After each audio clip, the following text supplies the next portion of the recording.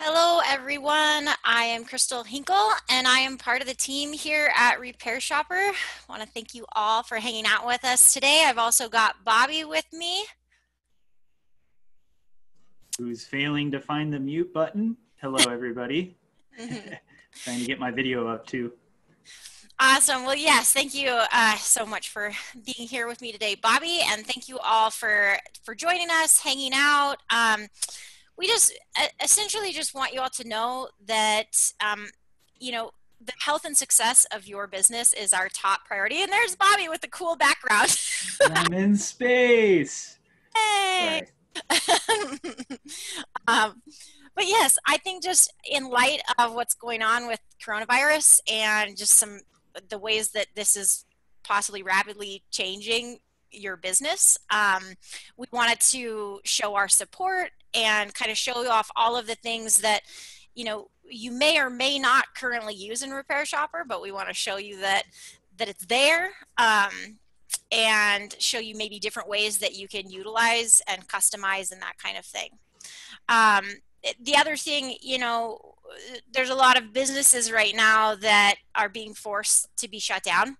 But we've also been hearing that a lot of folks are actually realizing that they can continue operating as an essential business, and that they might just have to pivot in the way that they do work. And so that's kind of what we're here today to just kind of talk through. And what we've done, I usually utilize the Q&A. So if you see me looking over here, that's kind of what I'm doing. That's kind of the best way for Bobby and I to organize as we're kind of expecting some questions to come rolling through. That's the best way for us to tackle those. To start off though, so again, feel free to start asking whatever questions you have, start to flow those right into that Q&A. And then for now, I think that what we'd like to do is I'm going to start off, I'm going to show a couple things, and you may have seen this could be a little bit of repeat, but again, these features that have been there within RepairShopr, that we want to just show maybe how you can utilize, again, that pivot. So I'm just going to go ahead and share my screen again. I'm going to get rid of this Zoom portion. So a few things that I think I think it's worth just starting out. If I go to just any customer here in RepairShopr, and I usually use Barry, and I think it's this one. It's funny. I have these like specific customers that I use when I'm showing off the product. So I'm going to start with Barry here.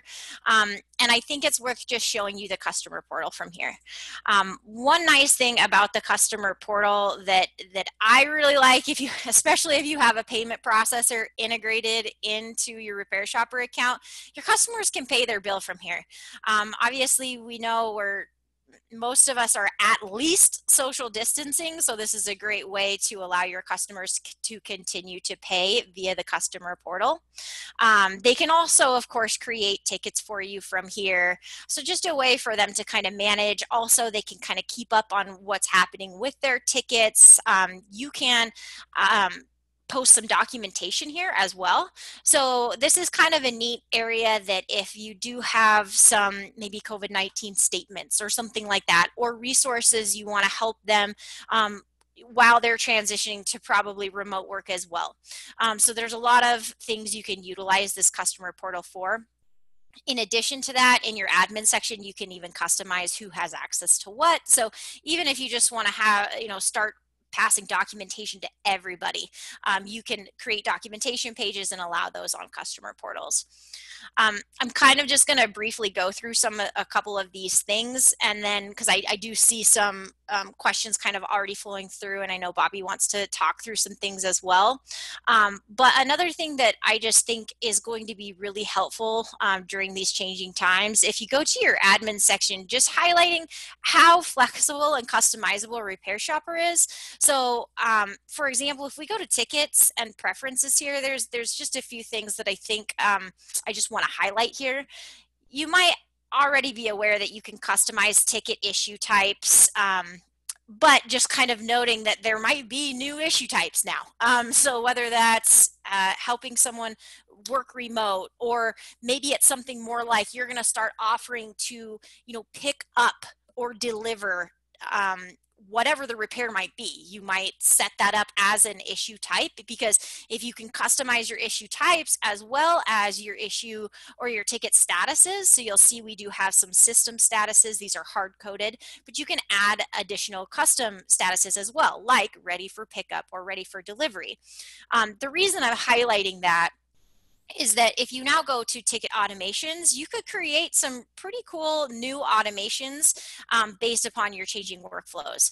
So I've created this one already, but like something like, hey, the status is hit ready for delivery. Maybe the issue type is, you know, the repair, pickup, or delivery. And the example here is maybe you have set this up that, because I actually went into the second one, but maybe you have this set up where if it hits that status, it automatically emails the customer and lets them know that you're ready to deliver that product. But what this automation is doing is saying, hey, maybe this ticket sat for 12 hours. I want to send another email, and I want it to be automated, checking in again with your customer saying this thing is ready to be delivered. So it just kind of might help you keep up on this new, like some different changes and added steps that you might have in your workflow. So wanted to just show you how being able to customize the status, the type, allows you to even get further granular with ticket automations. A few other things before I pass it over to Bobby. I think it's worth showing off a few just really quick and easy ways to make sure you're adding time to your tickets. So for example, I just like to show off, if you go to appointment types, really any appointment type that you create, I'll just create a new one from here. But maybe this is like maybe you're now offering to pick things up or deliver things, and this might not have been something you have done previously. You can actually add an automatic charge based upon an appointment type. So if this was like a trip charge, I think I have that here. Yeah, if you wanted to automatically add a trip charge to this appointment type, how this works is you create an appointment, you attach an appointment type that is maybe pickup or delivery. This will automatically add that charge to the ticket, so you don't have to remember to manually add it later. It'll just be there. So again, as you add additional steps to the workflow, we're trying to show you just easy ways to make sure you don't miss adding time to that ticket. There are some additional cool settings in your admin section as well, just that's worth just showing really quickly. Like if you go back to tickets and preferences, there's ways to make sure that you don't forget to add time to your ticket. So like the idea of, where is it? Requiring time entries on ticket comments, rounding up your ticket timer, these types of things will just enable you to make sure that you're charging that time. And then just super quick, if I head to reports, just showing you there's a couple ways that you can utilize these ticket reports now. So if you have, if you look at this tickets without charges, if you have a ton of tickets without charges, might be worth a view and see if there's been either yourself or a technician that's forgot to add time to or to a ticket. The other one is this pending ticket charges report. This is just nice because as like a break fix level, you could just at the end of the week, if you want to bill everyone on Friday, you could just head to this report. What's nice is these are all clickable, so you can go straight to that ticket, quickly hit make an invoice, and you're off to the races billing your customers.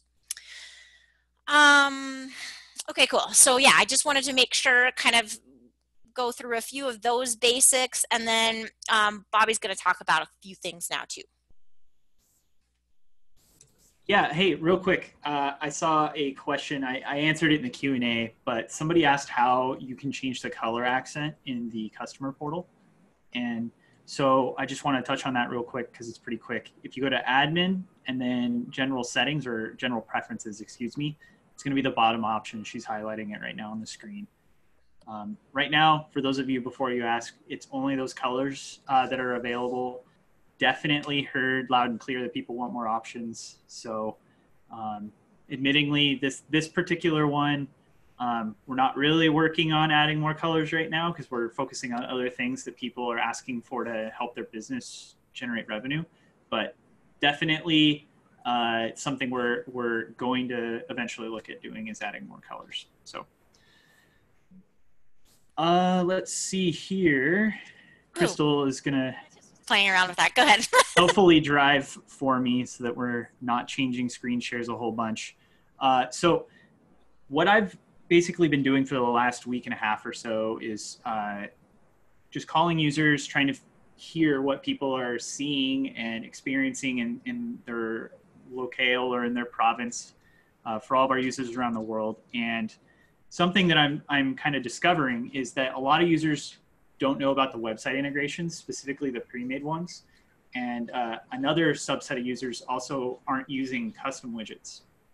And these are two things that I really believe are powerful tools because A, the website integrations are already done for you. You just need to copy and paste them into your website. They use an iframe, and they let you do things from add a login portal to the customer portal straight into your website to allow people to schedule appointments or drop-offs or in-home visits, things like that.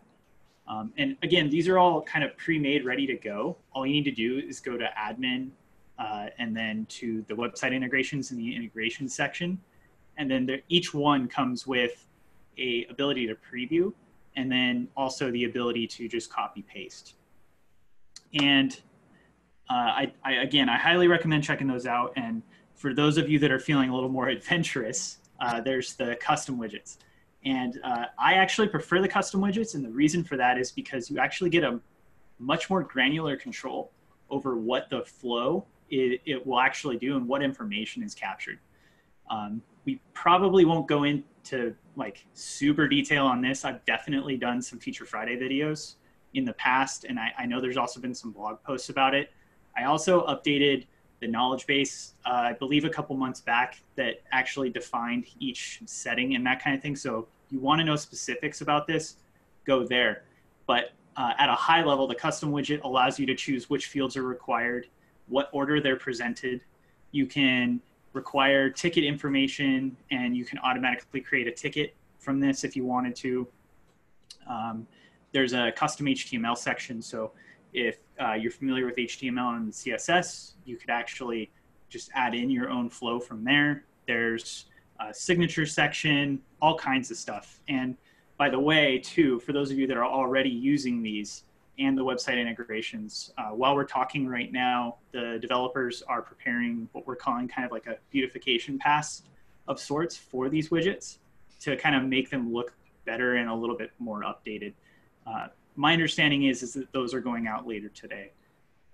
Something else we're looking at doing, we're in the early phases of adding some additional functionality into these widgets. We're working with some people that have provided feedback to us that they wanted to see it, to kind of learn more about how it would work and in their opinion and things like that. So the custom widget, I think, is a very valuable tool just in general as it exists now, because we actually seen people create a custom widget and then they've either like made a QR code that points to the URL of the custom widget and put it up in their front window and actually started to do what we're calling no contact check-ins.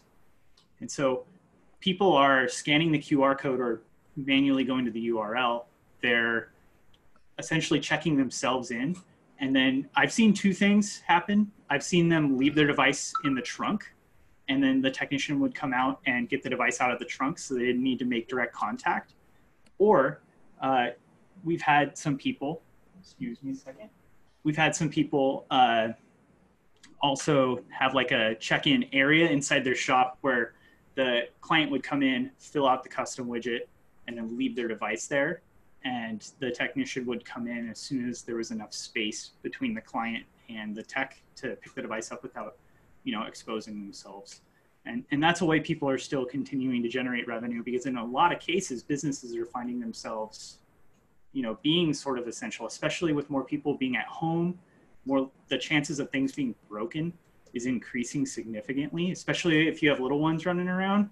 They get a hold of your cell phone and they chuck it across the room. I'm sure I'm preaching to the choir here, but people probably want their cell phone to work even though they're under orders to stay at home. So there's a lot of really cool opportunities businesses can have by using the custom widgets or the website integrations to have on their website or available at the front of their shop so that people can still get their stuff repaired.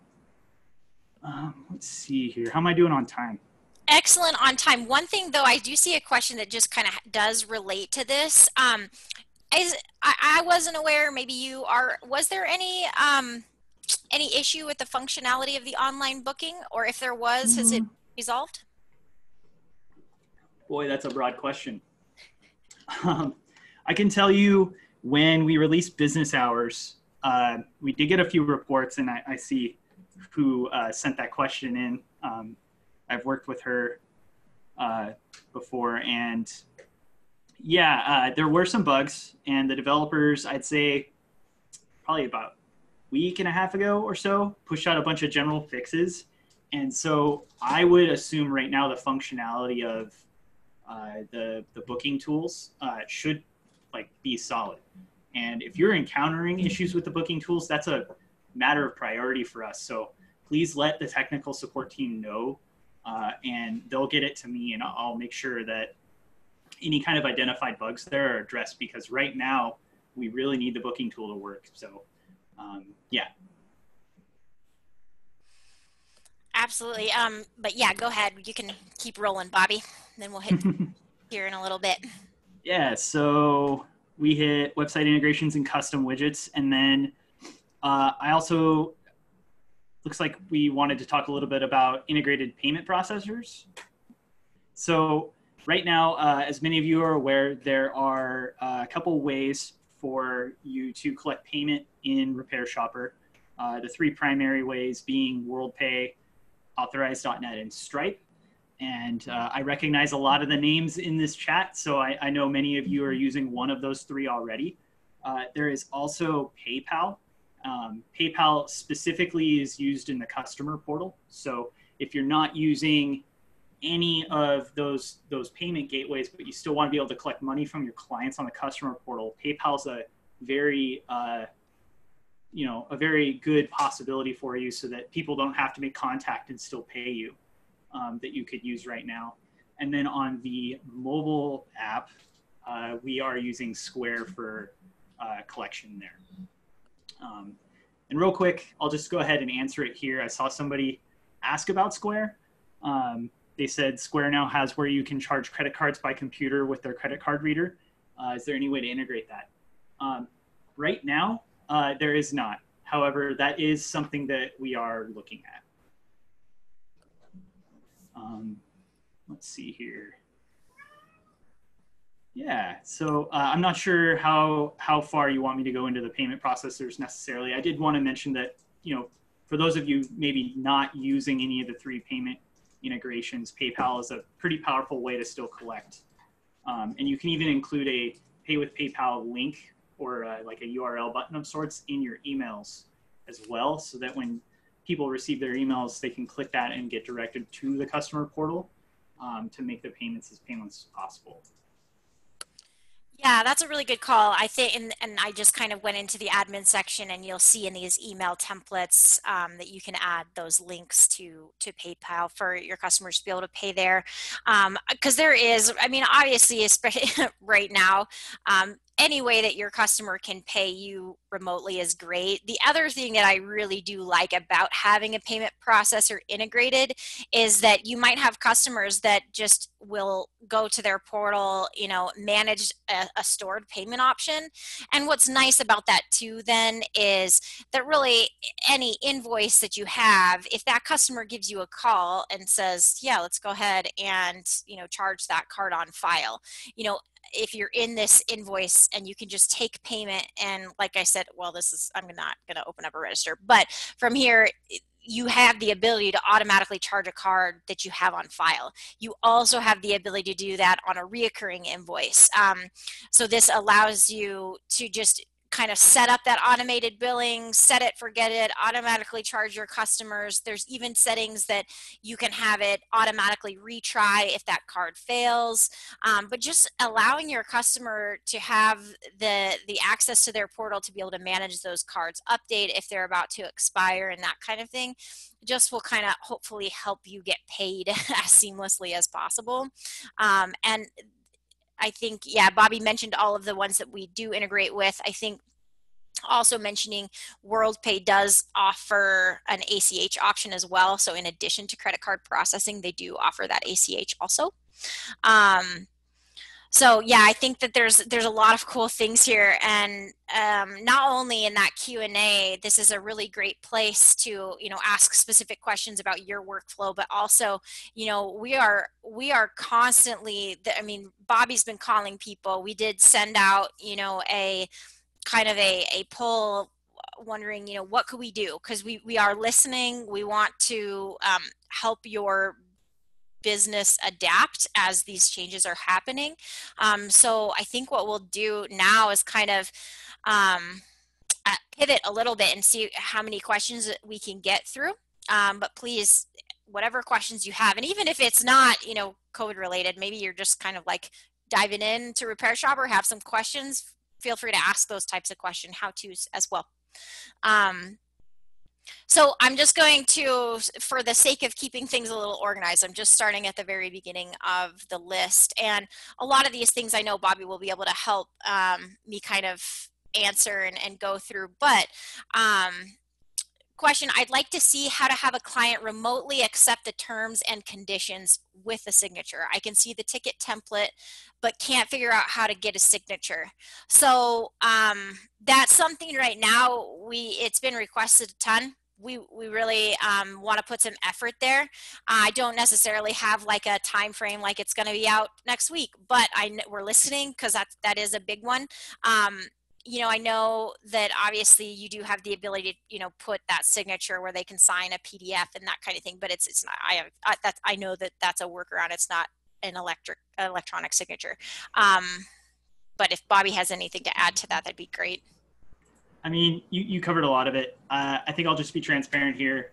We know people want it. In fact, it's part of discussions when we pivoted to start addressing some of the needs for the situation we all find ourselves in. And this is one of those things that we actually do want to do. It's more about the time to implement, because we want to do it correctly with the right security for signatures and things like that. So if I was to say whether or not we'll ever do this, I imagine yes, and probably sooner than you think. We don't have an ETA, but I can tell you it's been discussed as recently as about a week ago. So that is something we're looking at doing. Yep, absolutely. Okay, I'm going to grab this one. Opinion on running RepairShopr for break fix side of business and Syncro MSP for managed services. My break fix has about 4,000 repairs a year. I'm considered using Syncro for all. Would it be too noisy? So really, really great question. I'll definitely tackle this. So for those of you that have not seen Syncro, Syncro has all of the functionality that RepairShopr has on the PSA side with a fully embedded RMM. And so when it comes to managing, two sides of your business in Syncro, it's absolutely possible. We have a ton of users doing that. We have different ways that, you can set up your users and who has access to what, ways that you can manage your tickets and have different ticket views per user. So just like as an example, if you head to tickets, you can use these saved asset searches, and anything I'm showing you here, you would find in Syncro as well.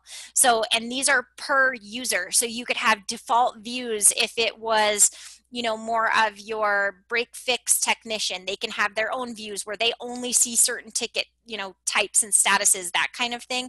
So you can also have multiple mailboxes and things like that, so that things, get dispersed also in an organized manner. So I love the idea, and obviously, I work on both sides, so I can 100% see like the why the question exists for sure. I think that one huge advantage is that with Syncro, it is all in one place. And you don't have two systems to log into. And the other thing to just note here during this time also is that, managed services is a way to remotely help your customers and be proactive with their machines and keeping their machines safe. And we do have everything set up to fully migrate a RepairShopr account into a Syncro account. So that's super seamless. Syncro is unlimited endpoints. So it's a really different way that we have that billing model set up. So it's not per endpoint. It's unlimited. It's a way to, again, get that RMM installed to all of your customers that are now in a remote environment. So it might be a really great opportunity if you haven't looked at Syncro to kind of take a peek at that as well. Yeah, can I touch on that real Absolutely. quick? I'll try and be quick. I'm long-winded usually. So I do want to say there are or is a subset of users that are currently using both RepairShopr and Syncro. I would say, just from like personal experience, it can definitely be done. And I think for many people, if you've been doing break fix for a long time, that transition to being a managed service provider, it can be slow, but it can also be fast. And some people like to dip their toe in it. In many ways, those people treat those businesses separately, even though they're maybe in the same location. So it's been done, and you could definitely do it. But I would just maybe echo what Crystal said from like a productivity standpoint. If it were my decision, I'd probably just go to Syncro. And the real reason for that is one database instead of two, one invoicing system instead of two, one payment processor integration instead of two, things like that. It's just, from an owner perspective, I think overall easier to manage, but I did just want to say out loud, you could absolutely do that. And then logistically, if you are running both in tandem right now, from the support team's perspective, we don't have a clear path to merge accounts. We can take a RepairShopr account and move it to Syncro, but we're still kind of working on the whole merging part of it. So you would need to also consider at least how you would transition when you're ready to finally move all the way over to Syncro. That is something that I'm working with developers on. That's one of my projects, is to get some pathway to make that much easier. Right now, it's essentially fully manual. So, Yep, absolutely. Okay, Tom wants to know, or says, doesn't have documents section in our customer profile. So a few things. If you go to, and when you say customer profile, I'm assuming your app, but you might mean customer portal too. So I just want to make sure I check on both of those. So if you go to tabs customization, here you can make sure that you have documentation enabled. So you might not have documentation enabled if you mean in your actual app. And then if you're meaning in your customer portal, there's a few things too.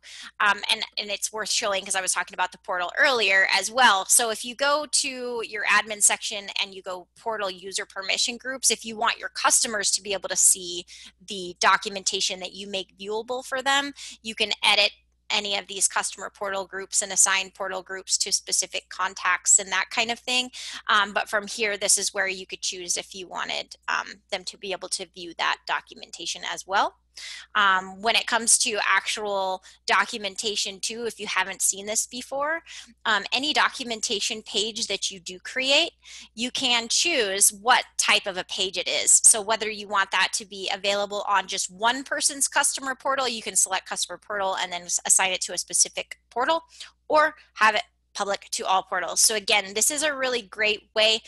And I think I'm going to address another question that I see in here too, but I've got a couple responses. But if you did want to create some documentation in regards to maybe your response to COVID, how that's affected your business, and maybe, you know, any changes that you're doing to your service model, or just to ensure to your customers that you're here, you're available, you know, adding it to a documentation page is one way that makes a lot of sense and available to all of your customers.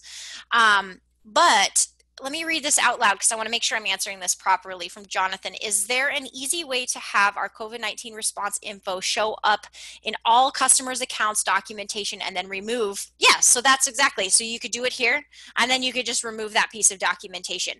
You could just assign it to internal only. Hopefully You would never have to use this again, but you could just switch it to internal or just get rid of the documentation page altogether.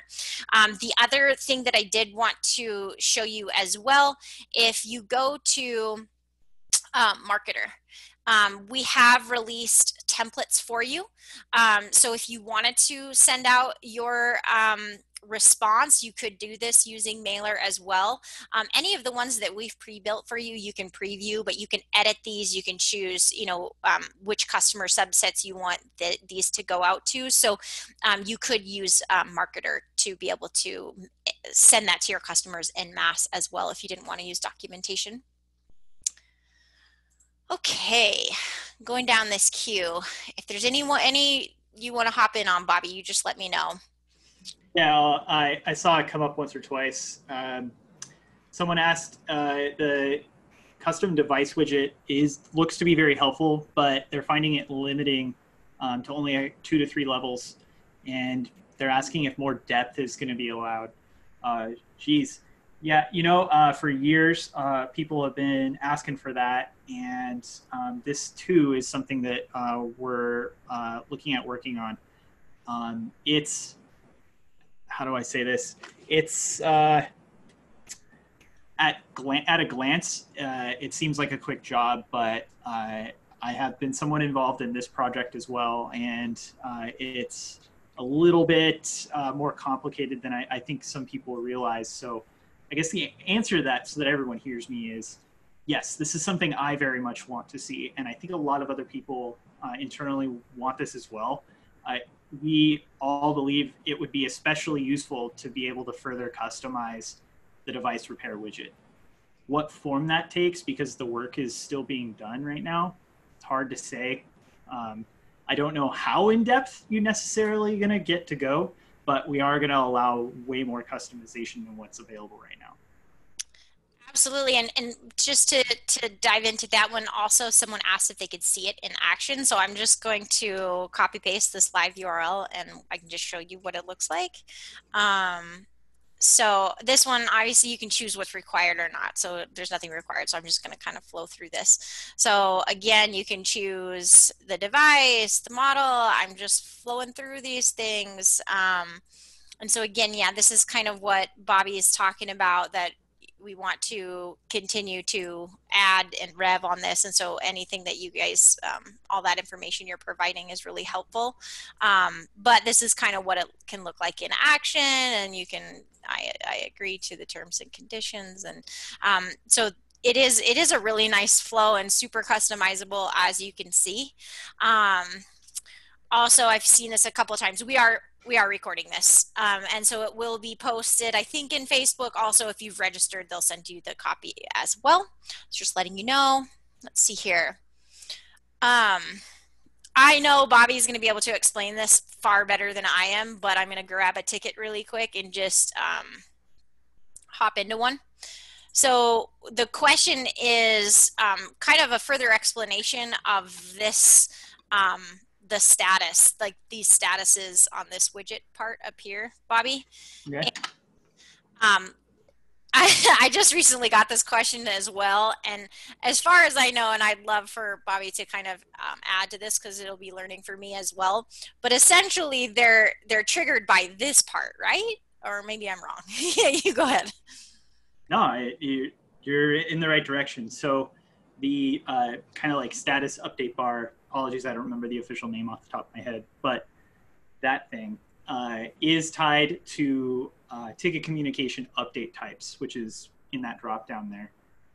They're attached to certain selection of the hard-coded ones. So for instance, I believe approval would trigger, if you scroll up real quick for me, I believe approval would trigger the work approved one.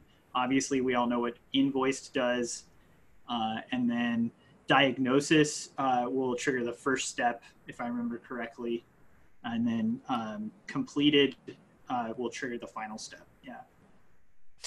And also just an added part of this, if this is something you will utilize and you'll utilize the communications, excellent. I did want to note too, if this isn't something, if you want to just primarily use your own statuses, that kind of thing, you can go to tickets and preferences and you can disable, and again, I know the name of it always escapes me, but ticket progress widget. You can disable that. If that's not something that you're going to utilize, you can disable that. So just another another way of showing kind of how flexible RepairShopr can be based upon your workflow.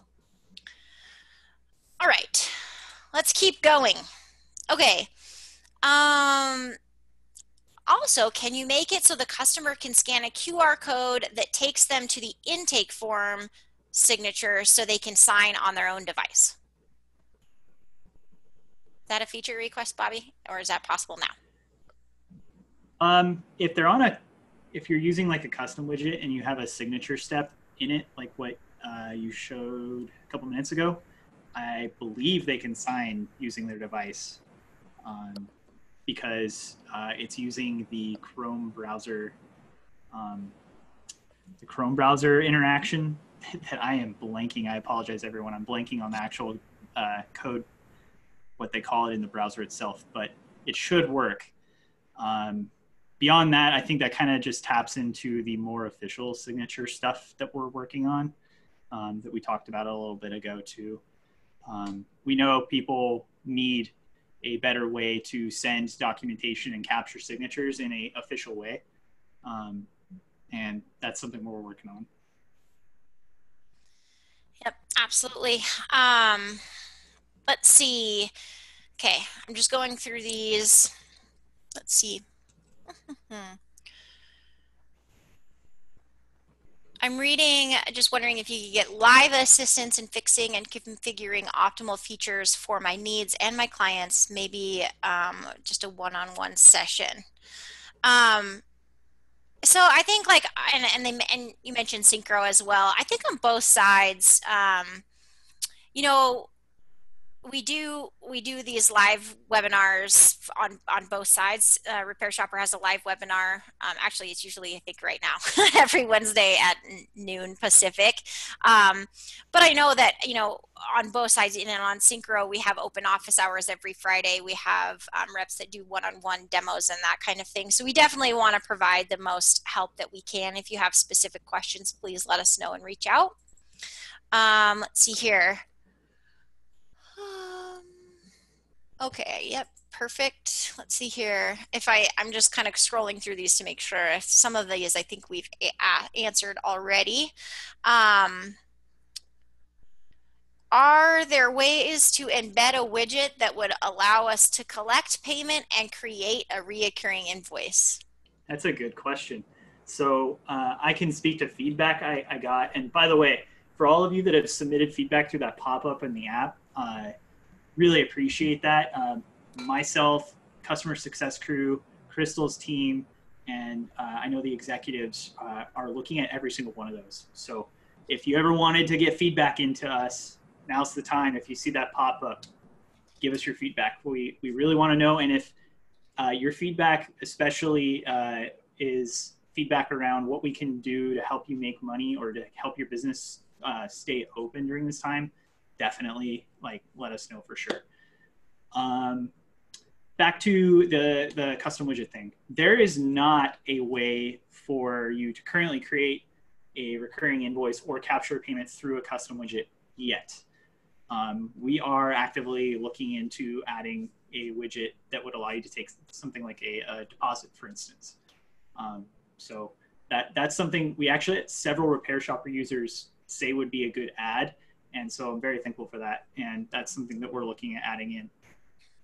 Yep, absolutely. I'm going to grab this question. Okay, is there a way to add automatic surcharges on invoices for various payment options, or then a little bit further down, or automatic coupon codes if a promotion discount?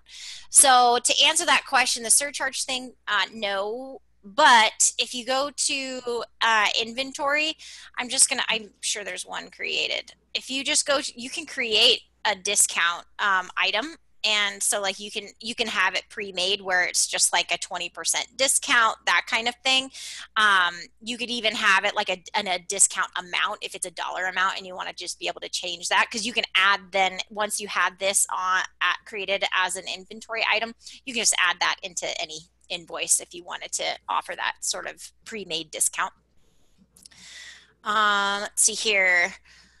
A request for Apple Pay. Heard that often. Let's see here. Somebody just asked if the POS module is in Syncro. Yes, the POS module is in Syncro. However, it's not on by default like it is in RepairShopr, because many managed service providers don't have a physical storefront presence. However, we did leave it available for anyone that was a hybrid business or transitioning over into Syncro, like some of you might be. So you just need to turn the POS on in the POS settings, and then you would need to go to tabs customization and activate the POS tab. Yep. So sweet, good question. All right, let's see here. What else? Okay. Is it possible to set up a private tutorial to review some processes and reports?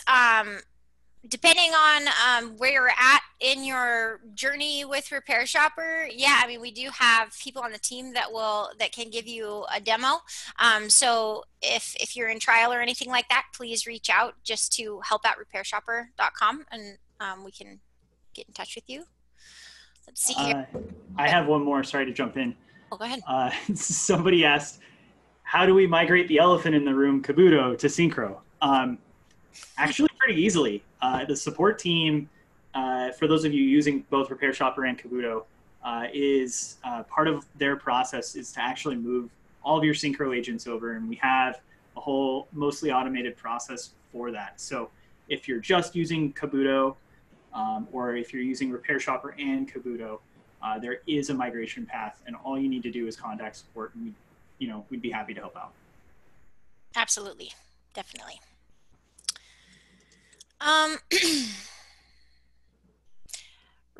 The question was, reoccurring tickets can auto debit on cards stored. Is that correct? Not reoccurring tickets, reoccurring invoices. It's got to be a reoccurring invoice, not a reoccurring ticket. Yep. How do we add ACH info into RepairShopr for WorldPay to use? Are you asking me, or do you have this one? Well, this is more of like the high level. So if you go to your app center, if you have WorldPay set up, do you also then, right, Bobby, you have to set up Element as well? Is that what it's like in RepairShopr? Is that right? Yeah, so right now ACH is part of the MSP add-on for RepairShopr.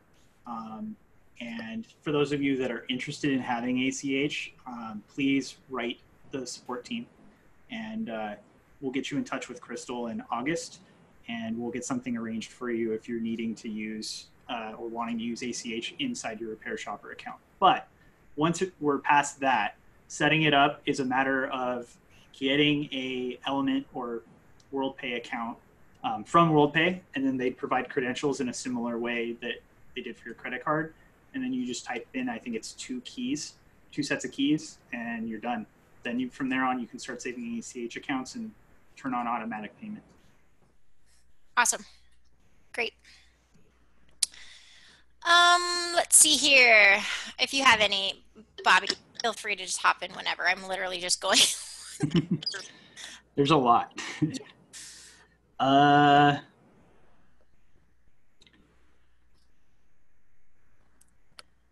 Is there a possibility to speed up RepairShopr, loading the web pages? If you're experiencing load time issues, please let support know. That's actually a big deal to us, and one of the things we think about whenever we implement something is how heavily impacted is a page load, because we don't want to impact productivity through that method. I can tell you that for instance, the ticket detail page, if you put up the full shebang, worksheets, custom fields, assets, huge amount of communications and stuff, and if you're seeing like a long load there, we definitely want to know. And bonus points, if when you write in, it'll probably speed the process up if you're able to tell us or even get a screenshot of what the load length is from your browser console.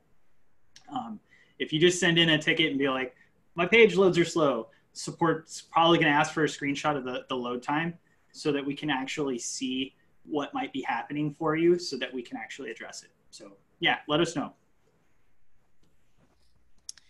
Absolutely. Let's see here. Okie doke. There's a lot of questions here. Okay, let's see here. Question just about, let's see, integrating with Sage 300. We don't integrate with Sage 300, but to answer your question, you can export like invoice line items. Just if you head to reports and that kind of thing, it does add, you know, another level of manual work for you to do that. We integrate with QuickBooks, desktop and online, Xero. So you have options there, but you can export line items and things like that from invoices. Let's see here. Someone's asking if we could show Marketer. Oh, a sure. couple people actually, as I'm scrolling. Great. So we've got this set up on our demo account that it's right here, but it might be in your more section, or again, if it's not enabled yet in your tabs customization, head to your admin section and head to tabs customization. But once you have that enabled, you can head to Marketer, and there's a few things I think worth mentioning here. Again, we've added some content in here for you, and anything you see here, you absolutely can hop in. When you enable that, you have the ability to edit this and that kind of thing. But outside of these responses, I'm just going to go into a custom campaign as well.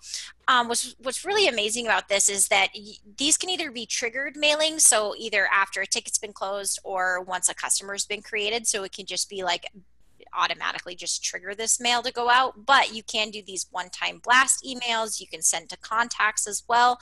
But what I also like to show is that you can use your saved customer searches or even your saved asset searches to send mass emails to specific subset of customers. You have all of these tags available that you can drag and drop and that kind of thing to be able to customize this these emails as well. Somebody's asking if the functionality between Marketer and Mailer and Syncro is the same. Yes, they're identical. I also led us down this path because I have a teaser and I wanted to make some people that I recognize in the chat aware of bug fixes that are in the works. Some of you are mentioning that you encountered a few bugs with Marketer. If you're any of those people that alerted the support team, I appreciate it. The developers have been, over the last couple of days, working on any bug reports that came in for Marketer, and they should have some fixes going out over the next several days. And then marketing will probably kill me for this, but I do want to tease SMTP is super soon. Super soon. For those of you asking about the email stuff, SMTP is coming. That's funny. Yeah, nervous laugh because marketing's hunting me right now. I'm like, are they listening? Are they watching this right now? Awesome. Okay, let's see. Will there ever be a rental option supported in RepairShopr? That is a good question. I've tried to tackle that a few different times, and I haven't come up with a good way of executing that. So if you have thoughts around how you'd like to see a rental feature in RepairShopr, you could send in that feedback to the support team. I'd super love to read it because I've done some research on it, and it's kind of a question of, can we make it in a way that would be useful to a lot of different verticals? Some of the feedback we've gotten has been some folks in a particular vertical that need very specific things when it comes to rentals. So yeah, I definitely, for those of you that want that, please send that feedback in because I want to read it, what you have to say. Awesome. Okay, let's see here. What else we have? Is there a way to change the time parameters of the due date tab? and color change on the ticket dashboard. So there's a couple questions here. Let me tackle this one first. In the ticket dashboard, if you go to view and ticket dashboard here, I don't know if this is what you're talking about, but you absolutely can change the colors here. So you can customize, and this is so pretty. I didn't, someone had fun with these color schemes. So you can do that there. I don't know if you can change these badge colors. I don't think so. Okay, Bobby's shaking his head. No. Okay, but you can from the ticket, the ticket dashboard. Yes. Okay, cool. Let's see. Great.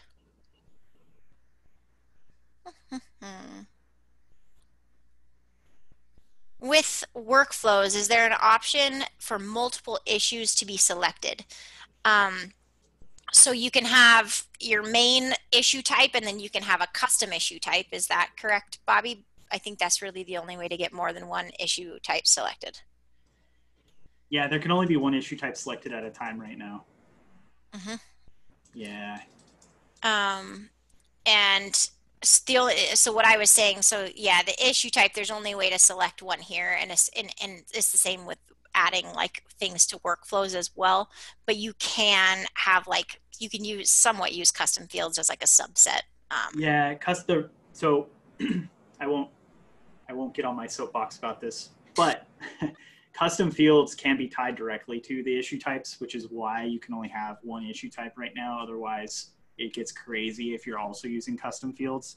So like Crystal said, the best option for you if you need something like that right now would be to leverage the custom field aspect and maybe have a secondary field in the custom fields, because that's at the top of the page and hopefully a technician will see that. Yes.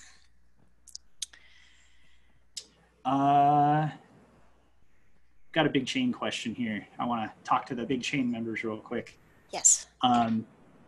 This person says, whoa, gosh, the thread's moving fast. We've got 4 stores and ideally need to have a specific reply to address on emails sent from each location.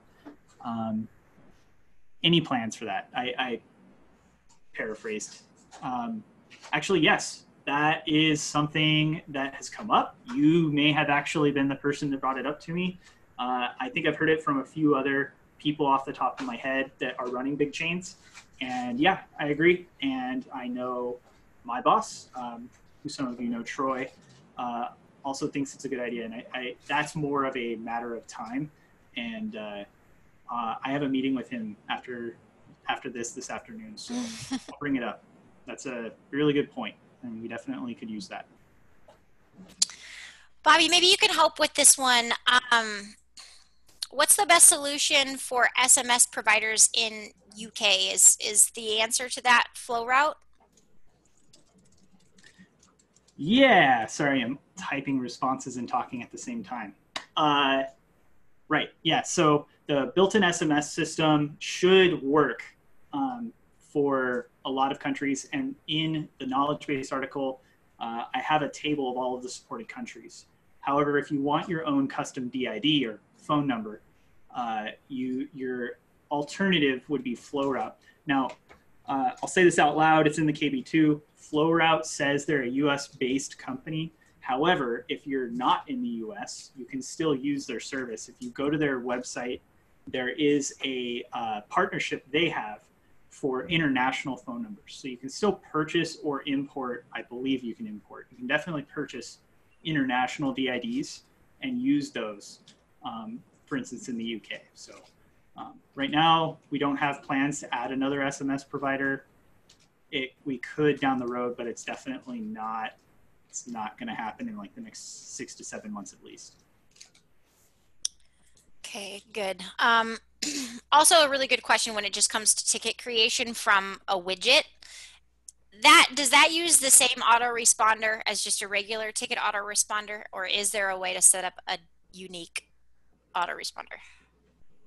So my brain says it's definitely going to use the ticket comment email, which is the initial auto response, and it will use the autoresponder. I would need to look at the custom widget off from memory. You might be able to set an override in the custom widget. I don't know if you want to take a look really quick. Sure. Let's look. I feel like you can. I remember a lot about our app, but sometimes things elude me and I have to go look them up. So it would be confirmation, I think.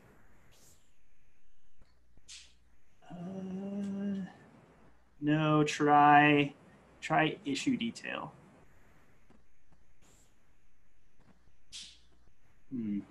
Yeah, you know, if you send a ticket in, I myself or somebody else can look into that a little bit further. It's definitely, if there's not an option here, it's definitely going to use the same autoresponder that's used for other types of leads. So, and if you're auto converting to a ticket, it'll be the initial issue email. Oh, this is so funny. I'm looking at responses to your SMTP blast. That's funny. I don't know what you're talking about. I didn't say that. Let's see. Is there a way to send email/text updates to technicians rather than just the customer? Yeah, in the notification center, you can essentially have alerts be sent by SMS. You'll want to have either their mobile number on their user credentials in the admin section, or I think you can add them directly into the notification set as well. Aha, you can. You can. Boom. Yay. I'm right like a clock, twice a day. These are all really great questions. We're trying. We've got like 2 minutes left. I'm not really thinking it's going to be possible. Can we filter what ticket types or texts appear on the ticket dashboard? Ooh, good question. Honestly, I don't remember. That's something I'm gonna have to go look up. I know you can create public dashboards, and I want to say there might be some options there, but I'm not sure if you can restrict the view. I don't think you can restrict the view. Yeah, that would be cool. I agree. Would be cool. I think the workaround that I was providing was just the ability to, save searches sometimes get missed when you're for tickets. I mean, obviously this isn't the dashboard view, so don't get me wrong. I know this is kind of a workaround, but you can create new views here and have only specific statuses, or if it's assigned to a specific technician, that kind of thing. Okay, minute left. Is there anything last that you want to try to approach? Oh man, so much pressure. We covered a lot, and we're recording this for anyone curious. It will likely be up either later today or tomorrow sometime. And yes, the Syncro one was also recorded. These types of questions are awesome. I super appreciate it. And if we didn't get to your question, I'm sorry, but if you want it answered, feel free to send it into support, and the team will do their best to get it answered, and they'll always ask me if I have a response to it. If your business is impacted, which it probably is, we're all impacted in some way, and you're trying to figure out how to make more revenue, definitely look into the custom widgets and the website integrations. They're a good way of putting your business up on your website or directing people in. Marketer, yes, it's getting some fixes put out. It's as it stands now, it's working for, I'd say, most accounts. There's a small percentage that we're encountering issues, but those reports are being worked. So Marketer is a very powerful tool. One of the cool things about repair businesses is you guys actually have one of the biggest customer databases in like most industries. So you have a very powerful tool at your disposal to try and drive more revenue into your business. Marketer is one way of doing that. And we didn't talk about it, but save custom searches, save customer saved searches. Official title, I got that all goofed up, sorry. But that's a good way of paring down your customer database to target particular people. The asset saved searches is another really good way. Maybe now's the time to ask a bunch of Windows 7 people to upgrade to Windows 10.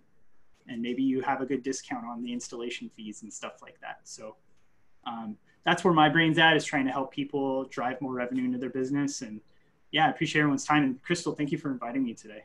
Of course, yes. Thank you all for spending some time with Bobby and I. It was great to, be able to answer at least a majority of the questions, but really we want to hear how we can help. If you have any other features that you can see, little, tweaks and adds that we can do to help you and your business during this time, we are all ears. We love hearing from you. Thank you so much for your time, and please stay safe, stay healthy, stay positive, and have a great rest of your week. Bye, everybody. Bye.